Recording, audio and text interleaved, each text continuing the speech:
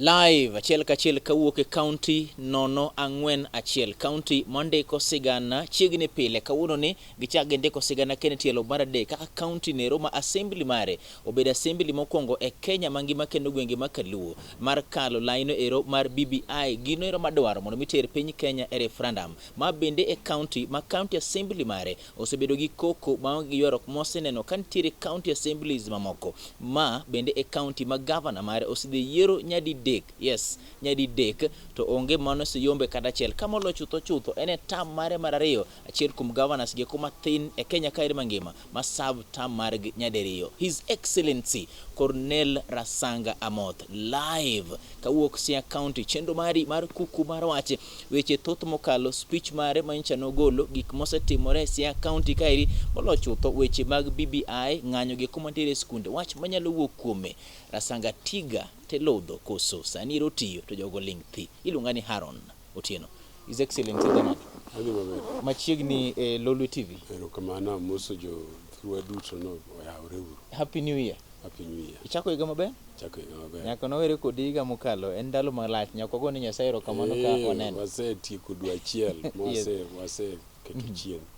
Kamano. Erokamano nya His Excellency. Mokwongo akena mi poch gi pak to akena wey mondo mi wuoye waneno ka county mari obedo gi county number 1 kalo BBI e assembly mari nyasi meni wuon bende ne yuoro jaduong en poch gi pak koso en winjo pachi wachi ni en poch gi pak nyaki congratulate Matin yes nikech ing'en kuom counties 47 wan yemwa wawinjo BBI no moloyo ng'ata yes to gima duong' ma wawinjo go BBI yes en ni BBI ne nitie 9 point agenda yes to 9 point agenda gi kane no mitume no dwaro wach kuom wananchi tae wananchi nini odwoko gi kaka dwar koro wasomi no bet piny borango gigo bobe gino bedo reduced bill to bill ni makoro keltonwa Siaya ka yes koro bill ni bende kanyo biro to nyoro kotel ni gi speaker ma Siaya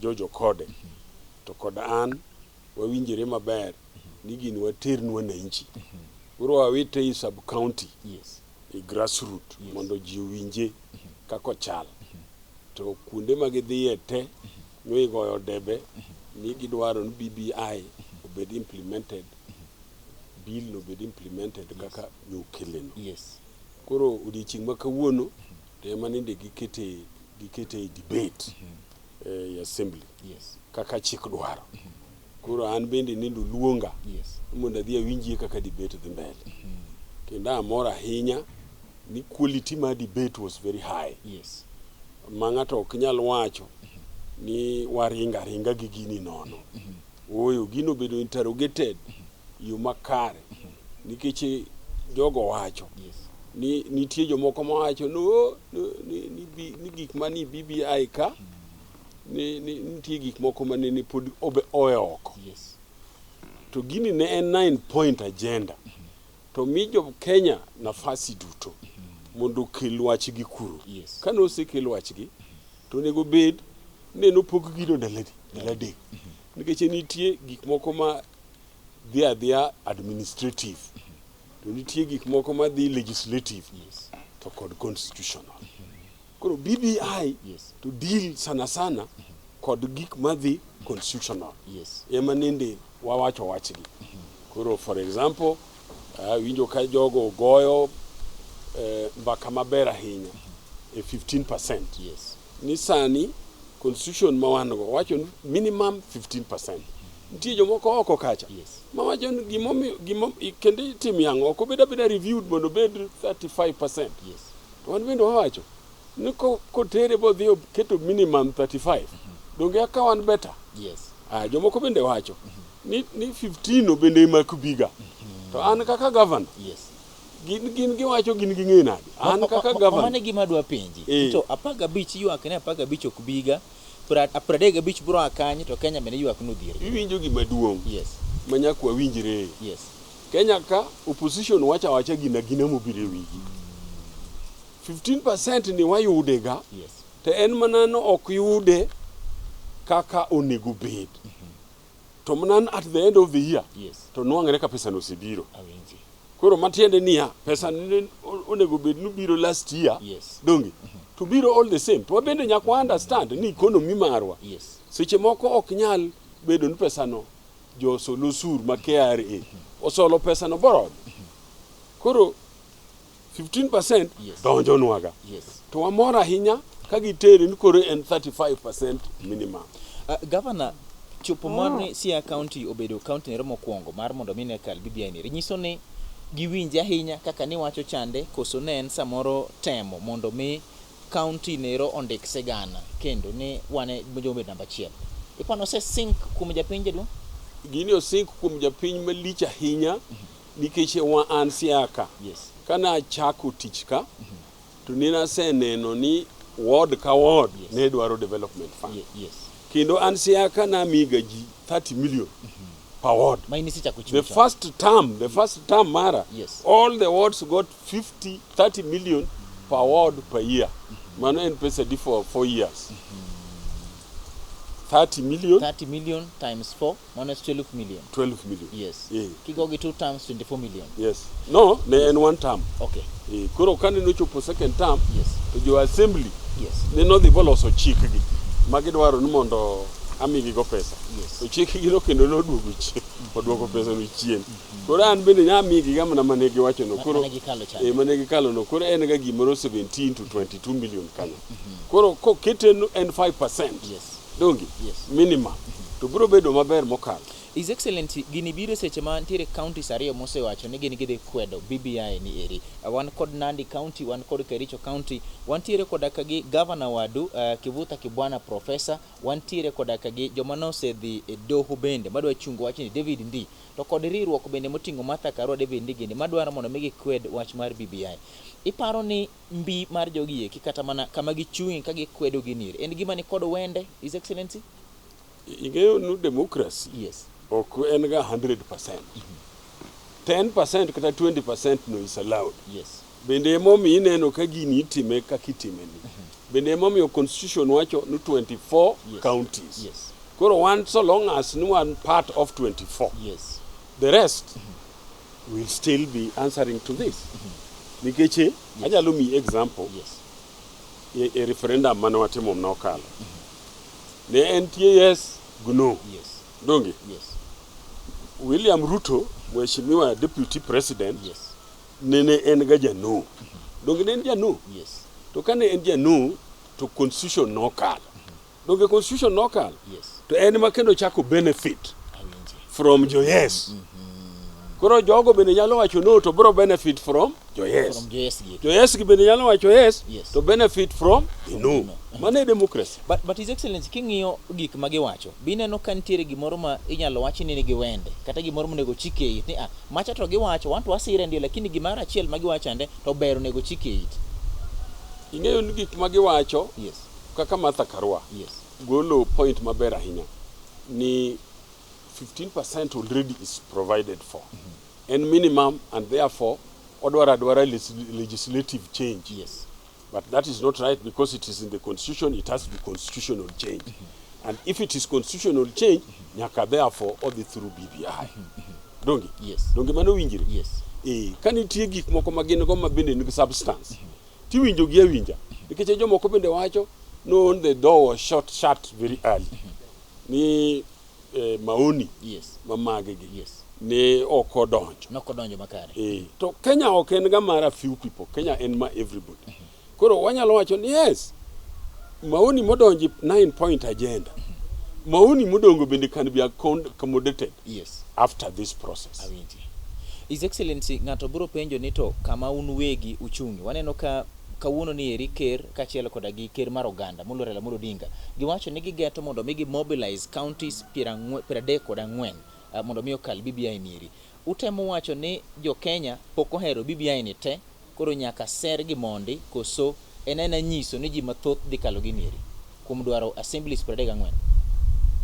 Ana neno mna 34 out of 47 is a good bet because it is only about 10 that will be left out.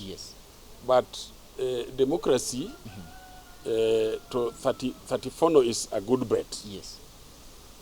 ingen ji kaka Raila man jo siasa mandani go uru gise neno tayari gise ga neno joma bro goyo yes to gise neno joma bro goyo gino emomiyo ka giwacho 34 no anabina nyalo kwano ta chupi 34 go ina chiel kum yowuot luo minyalo wach ni gi kizungu ni senior politicians kamichunge bineno ka jo Kenya mathoth gin joge kuma no kawo pachgi maber e chenro ni eri yudo te kosineno ka ng'ikruok nobet sama ne kawo paro mondo mi jo Kenya wuoth achiel ng'ikruok onge ingen gini nokete to kete moyawre ni ji duto koro tume kama tume nitie bende ji ong'eyo to nitie ng'ato ma en ochal nyako midwa sero dongi kar kweni ni da to ok gini mna piny kama koro ing'e ang'en mani to sedonji box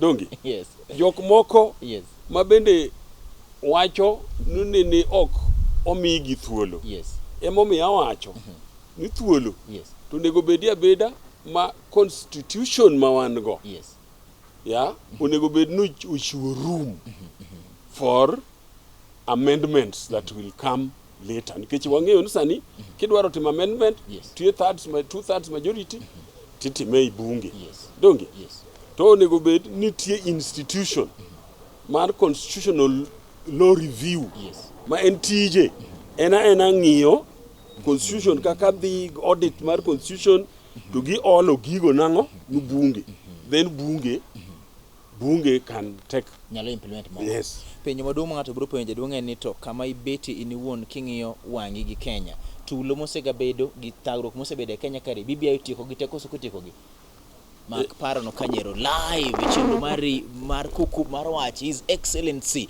Cornel Rasanga Amoth oloso kare kawuok county nono ang'wen achiel wacho ni Haron gima timore en BBI niri en gima ni kae to nyaka bede jomoko bende mabiro bedo ka kwede mano me chik dwaro ni counties 24 nyaka sire kata kamano ker mar Oganda kachiel koda gi ker mar piny Uhuru Muigai Kenyatta to dwaro county assemblies 30 to koda 4 kik wiwil ni Siaya county assembly babede governor Cornel Amoth Rasanga e governor mare obedo namba 1 mondo migi kal bill nieri molo chutho weche mag yiero mar council of governors to wachiango His Excellency inano kodhi tieko tulo te mosega bedo Kenya kaeri ok nyal tieko tulo te mosebedo ing'eyo no gimro kaka IEBC kaka neno bedo constituted kod kaka obedo proposed aneno ni kaka obedo proposed bro kelo kwe mang'eny kechingen this country is being run by more or less 1-2 political parties to kagi bedo represented maber to donge gibiro ga winjiro to winjruok no means no peace colonity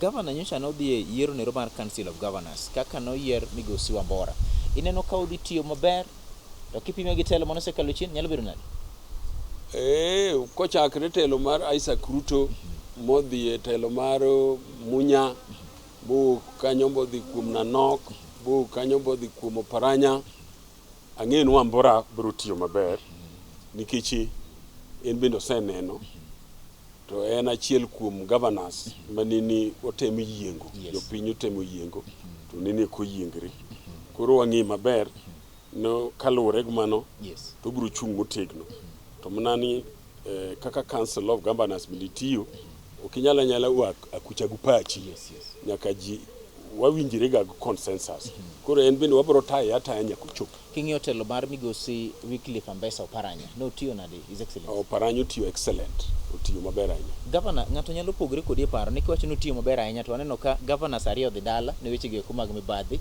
waneno ka ne obwog wach nero mar loro shutting down counties gima ibe ni kwedo mokal ni counties ok nyal lor japiny dhi hinyore waneno ka eri ka dakteche odwa ng'anyo moloyo e telo nero mar Migosi Oparanya kachiel koda ka gi pesa bende odwa deko ma ok obiro mayuara ok nobed stalemate mano pod wanyalo wacho ni clean bill of health tiyo maber tij chairman mar council of governors ok en tamo gomo mondo bedie gomo mondo bedie in very healthy nikech management dwaro ni nyaka joma tiyo ka bende wacho wachgi tiwinjogi donge to gik moko duto matimore kanyo.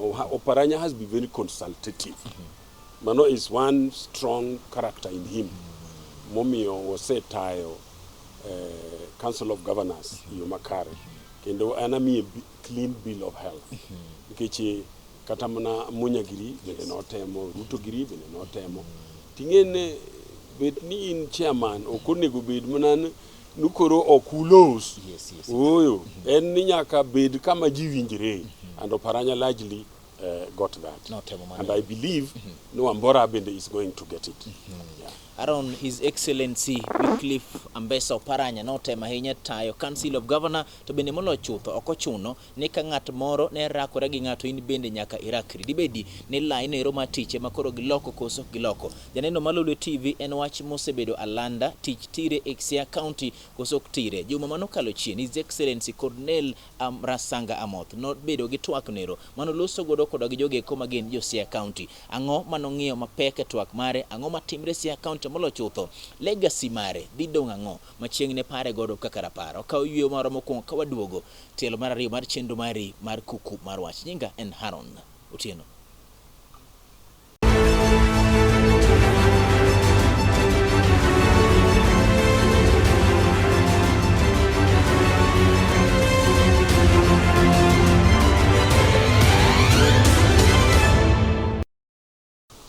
Jandiko marahuma Betot Brech kane ndiko buk nero mar The Caucasian Chalk Circle nogo sigana mar telo nero maber mane timore e dala kata mane par Governor Abishwoli. En telo nero menyalo neni nitiere Siaya County kairi koso onge. Mondo mi ayudo duoko ni eri nwaseloso kod jopiny, nwaseloso kod jotelo mopogore. Kawuono ne wago mbaka kod wuon dala. Nitiere rem e dala koso gimoro maradhi kale molo chutho king'iyo koda kagi twak mare mano bedo godo e County Assembly ma Siaya. Live kawuok e County 041 chenro mari mar Kuku Mar Wach His Excellency Cornel Rasanga Amoth. Sasa mobire chenro nieri to dhano nyaka wach ni Haron ne waneno jaduong' kane go mbaka gi county mare. Mane momiyo kinde ka kinde ka odware to akwaye mondo mi ogo kod mbaka kendo.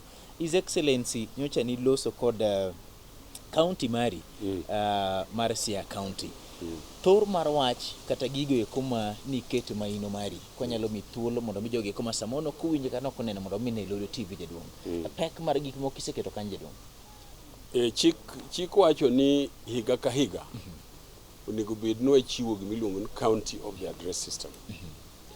Koro higa mokalo manorumo 30th June ema nini nyocha nini achiwo wach ne ni assembly.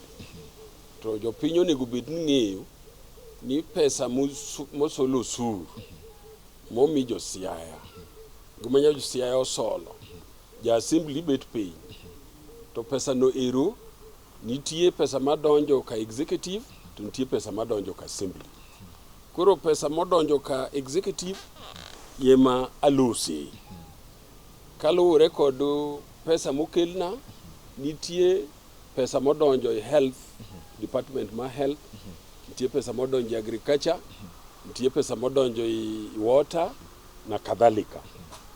Koro chik dwaro ni kanina nwang'o pesa ma keto i health to mondo an bende kinda chaka chiwo report kaka pesa no tiyo kuom higa no.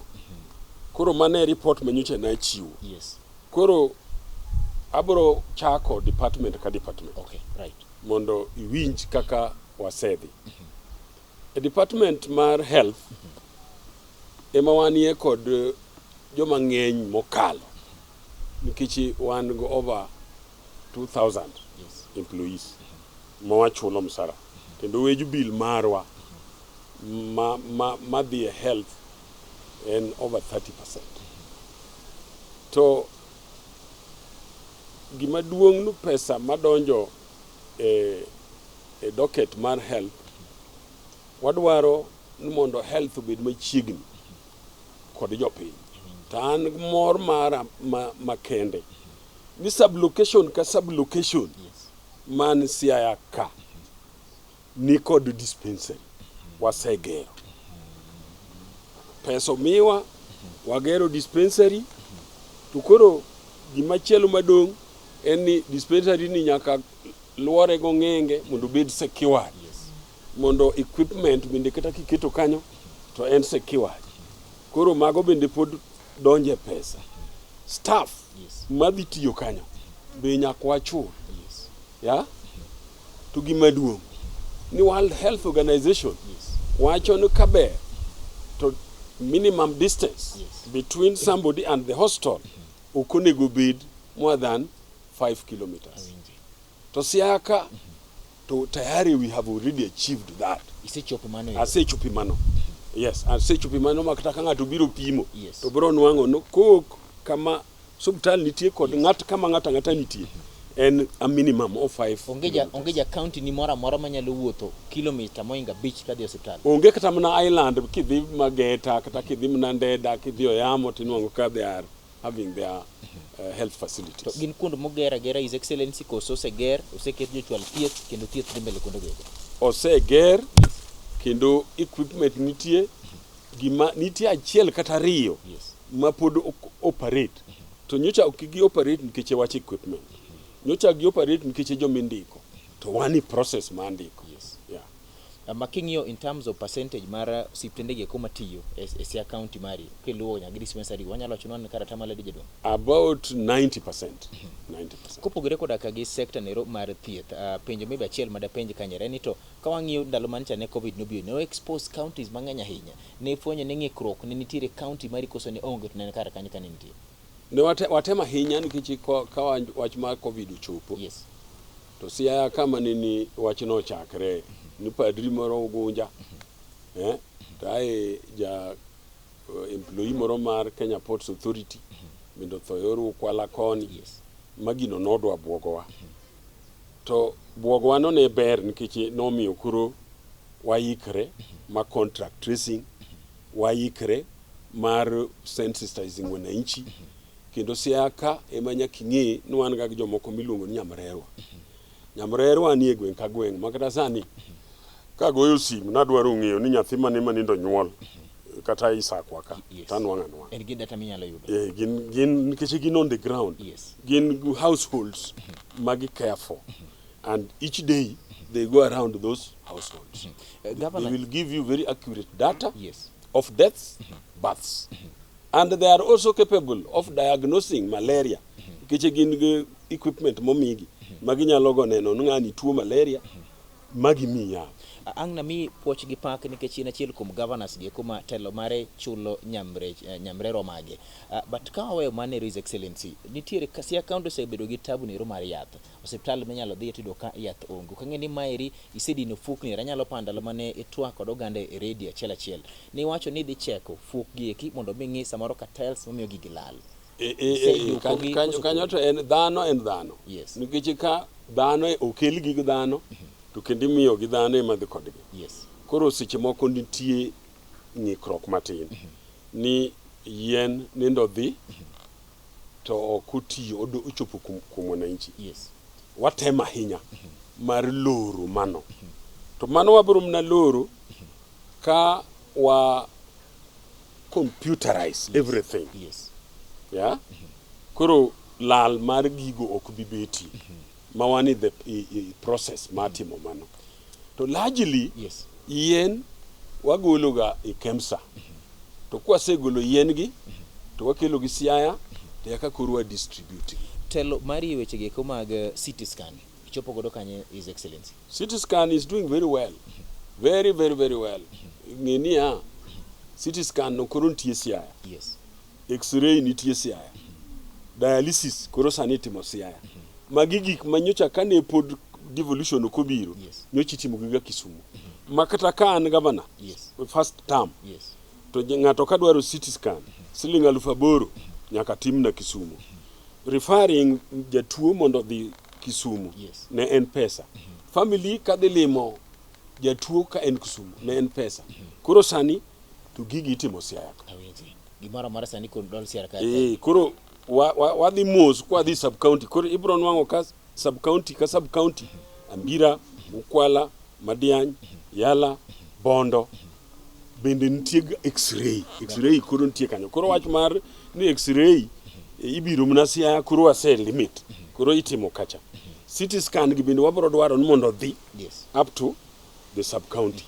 Sani Siaya en achiel kuom counties mose succeed at timo cesarean births at the sub county level. Around Siaya County en achiel kuom counties geko ma Kenya kaeri masani mamiyo nyalo dhi manyuol nero mar pala e constituency kata mane sub county nero ma owuoke. Mano manyiso ni sector mar thieth nitiere gimose tem timo e Siaya County 041. His Excellency oboke mar The Standard nondiko ni nitiere jopur mane okwamo koda kage michele magi maromo gunde 3,000 ka kuma ginyalo tere onge chiro rach to production mari to sebedo malo. Ng'ato wang' no penyi ni sector mari mar pur mwang'eyo ni en lehumblu mar Kenya ka. Isechopo kama ber koso rem pod nitiere jaduong'? Sector mar pur kwanyal chopo nwa chopi. Nwa chopo kama idware. Watimo gik moko manyalo miyo production no idh. To market to pod kwanyal guarantee. Nkeche mano is another phase. Koro koka production kineno ni mchele oyud. Michele no mano ma usonga wan ema wa facilitate nigi mondo bed nigi produce michele no. Faka anu ngona uknaiga ni kara mchele ipuro Siaya kae malicha. Koro the only market manitie manitie mo bende wabro dwaro mondo wago mbaka kodgi en nitie rice mill manitie Dominion. Jo Dominion no sedhi. Koro jo man kanyogo ema dwaro mondo go mbaka mondo kaber to kata rice mill no nyalo gol kanyo titero usonga. Ing'ama bade lach governor ipano kinyal konyo jogi e yudo chiro moro e Kenya mangima. In kigo simo ne ya county mara sani golo rice bilani kata supermarket moro koso miwa winya na kaka chiro no bedo matek. Igen en mana gigi nyaka bed milled monde. Michele en gima bedo processed. Kose bedo milled to market would not be a big problem. Emo mi winjo kateri kama rice mill marwanti. One in talks already as we speak. With Lake Agro. Lake Agro ema sani kuro nitie yala. Kuro gin ema dwaro ni mondo gi watim kodgi arrangement mondo gi donji contract mar ng'iewo mchele Siaya mondo gi ma usonga mondo gi mill mondo donji chiro. His Excellency kani campaign mondo manyago tam mari mar ariyo achiel kuom gik mane wacho ni dhi keto mbele ahinya en infrastructure indo tingo malo weche mag nderni kachielo koda gi gedo nero mar stadium. Wan kar kanye kalure gi mago. Wan mabor ahinya e wach mar ndara nikech ndara gima morago en achiel. Ni ndara kata moki nyim dala nani. Ing'eno tuda nyaka New York. Ndara ni tuda nyaka London. Kichi kadwa dhi London tauka ukaka tadhi border. Kai michako godo. Kai machako godo. Kuro Siaya ka onge okinyal dhi mabor mokalo kilomita kata half a kilometer. Chiegni a distance of half a kilometer you'll get a road. Yeah. And access mwasekito mondo bed is robust everywhere. Omiyo economic activities mar wananchi koro dhi mbele. En mana wananchi ma wan go en jago no ma kata kapo nono ng'ato Nairobi ogone sim kowuotho ndara mar Sango loso ne ni oyawo ne ni to wacho ni Rasanga onge gimo seti. To ka ng'ano penje to ndara miwuothe no ng'ama loso to bro wacho ni mano to en Rasanga lakini ndara ni koro kedo chakudum. Ndara ni otimo chuodho. Imada penye no kusamoro no nene ino nego beni kete lam koso. To kingen gigi nyaka chakre mos. Nikeche kata ndara mineno kowuok Siaya kadhi Nyadorra. Ndara no osebedo kachendo to sanit koro ntie lam. Koro wan kaka Siaya County wan gi nderni mamawa ma waloso ma sirikal omiwa pesa ni wanyalo loso go county government roads. To nitie Kera roads, to nitie Kora roads. Donge to nitie Kenha roads. Koro mamawa ema ananyalo lose ni watema hinya mondo gibed maintained mondo gidonji standard. Pesa pod mwan wango tin. Ma ema omiyo kwan wango 35, kwa donjo bwan wango 35. To mano koro bro na bedo nywe everywhere. Stadium ochopo kanje do. Stadium kamantie to nyocha gikwayo gikwayo jumbe 17 noko migi to gidhi tieko stadium kaka ne dwaro. To ana oka nyalo mna dwaro ni kata med gi 34 mondo gitiek ajiwogi akasogi mondo gitiek nikech adwaro mondo wachak phase 2 mar stadium moting'o amphitheater to ting'o chairs ma jibeti stadium to ting'o roof ma jibeti stadium kanyo. Governor, jok moko ma ong'eyi kiti moro machielo wacho ni in ng'at nero ma ok ohero kama dhano pogore kata kama dhano tiere gi gwandruok. Ne chako Siaya County kaka first governor mare. Kani ng'at nyalo wacho ni telo nyaka bede dhot makama, telo nyaka bede dhot makama. Mano manyiso ni pogruok mar paro mar oganda. Iseriwo county mar Siaya koso pokeriwe jedon?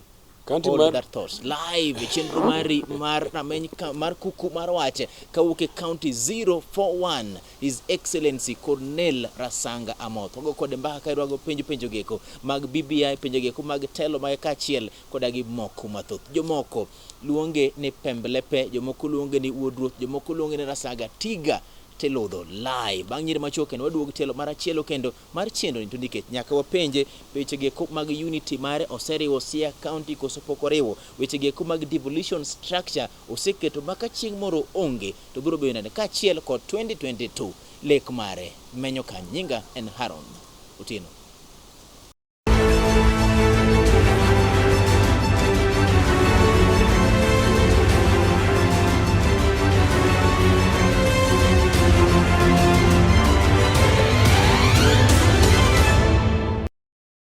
Machiegni tielo mogik kendo mar adek mar chenro mari mar kuku mar wach, Governor ma Siaya County His Excellency Cornel Rasanga Amoth live kawuok e county 041 to nikech producer mara nyisa ni sa koro rumo nyaka dhi mapiyo piyo e tielo mogik nieri. Governor aweyo seche mane apenji ni ka ing'iyo bende seriwo Siaya County iketo gimoro achiel koso jomoko pod nyalo barore jedwang'? ing'eyo ni Siaya ka en kama tich yoti. Yes. Nikech Siaya winjo Raila Amolo Odinga mapek. To Siaya ni winjo Rasanga no bende mapek. Koro an tich matiyo en ni ok anyal biro Siaya ka gwiya.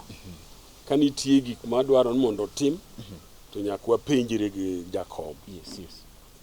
Anyi example achiel ni nyocha ne wadhi wapenjre ni to koro constituency mi dwaro mondo omeda lego omed Siaya kanye moberi. To jakom nowacho ni gino ber ahinya Alego nikech Alego man gi population maduong'. Koro wapenjre to Alego no dupoge nade? To wacho ni mano to ber ka obedo Siaya constituency moro to moro bedo Boro constituency. Nikech ja Alego Usonga moko ne wacho ni moro bedo Alego to moro bedo Alego Usonga constituency. To wacho ni mano nyalo kelo confusion, mano maoni mare. Sawa sawa. Yes. Koro en mana gima ibro wabiyo jopiny to jopiny neno ber kata rach. Mar ariyo chako wacho ni Bondo bende population mare ga Alego kubora ahinya. Koro Bondo bende onego bed nonwang'o constituency adi ariyo. Ma bendo neno ni Imbo koriwre gi West Sakwa to chal mar nyalo loso constituency. Koro Central Sakwa, South Sakwa kod North Sakwa bende loso moro. Koro Siaya ka mane kaka wadhi. Koro matiende ni odiochieng' moro biro chopo sama ipogo Uyoma bedo constituency, Tasembo bende bedo constituency. Mana with the time. Aworo ni gima lit en ni kaka ng'at ma biro donjo e siasa 2027 idhi pogo Bondo kapok abiro chung' ni on a lighter note. Chaka sani. Bia sani ka in jaimbo koro bi golo chanda. His Excellency structures mar devolution in achiel kuom governors ge kuma noketo mise mar devolution. Iweyo structures ma Siaya kane kanye koso kapod chiemo rionge kom ni eri to pod ng'ikruok nitiere ma walurot mane ma walurot mane. No, organization structure ma wan go ber. Yes. Kiche what the law provides wacho no public service board onego bedie. Donge tanyalo nyisi public service board ma wan go sani is very professional. And I personally know that is one of the legacies that I'll be leaving in this county. Right? Yes. We have also made certain laws that have created offices up to the village level. Marbedo called village administrators. That is already there. And manane kirango gu pesa mawango. Yes. To kuro kendo if engage village administrator, it will blot the wage bill. Kichisani dwaro nu wage bill onego bed nwa 135% machulo jotich. Yes. To kodo 30% ma development. kod modong to mar operations and maintenance. Yes. Koro ing'e the moment ma wage bill omedre ahinya to development imayo pesa.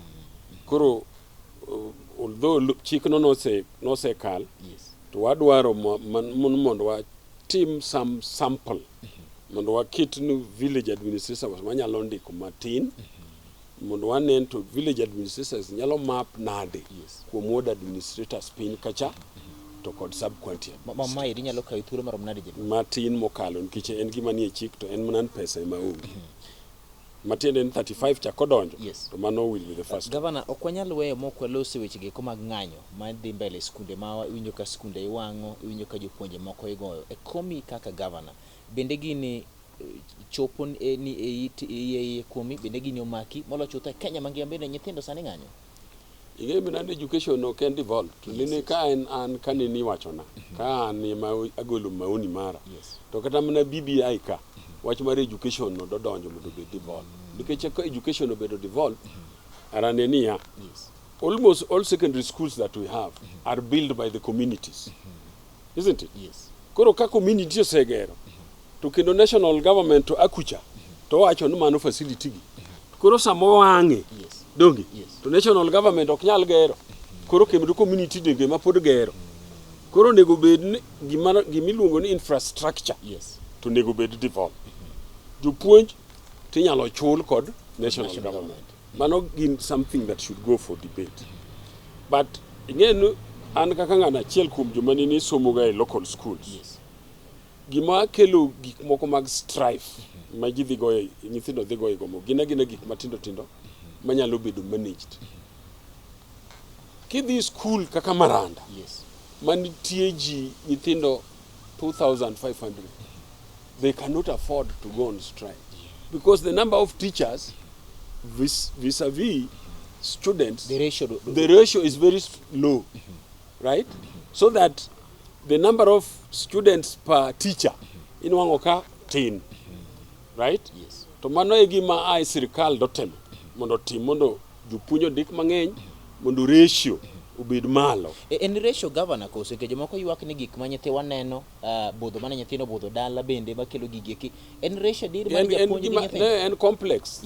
Bingen management mar nyathi to en complex en complicated ta mi mna nikech ng'en japuonj sama en gi nyathi to en gi nyathi mna sama en gi nyathi no bende kendo nyo waseneno ni sama nicha ne nyithindo no dala to parents nyocha ywak nikech parents ok nyal manage gi, isn't it?